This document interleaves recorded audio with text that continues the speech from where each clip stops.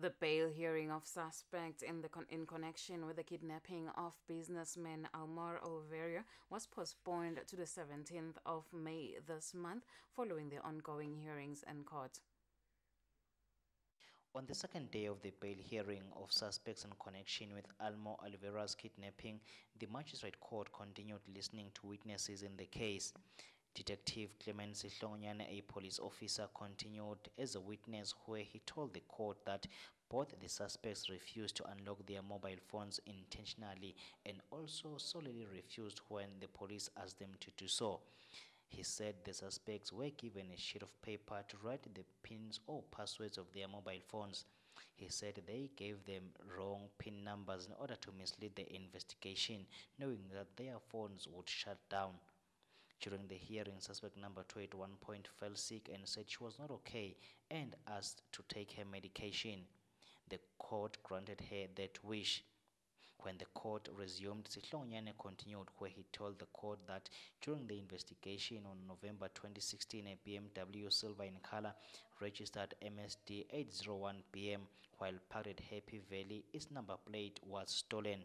The case was reported at Lobamba police station where during the investigation, a car belonging to suspect number 1 was brought up in connection.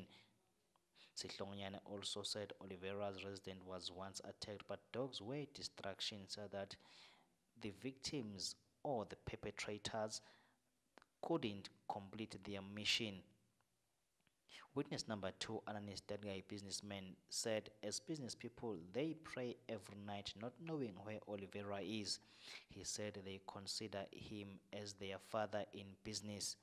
As they came to Swaziland through him, where he told them that Swaziland was a peaceful country with great business opportunities. Therefore, such an occurrence is bad for business and investors to Swaziland.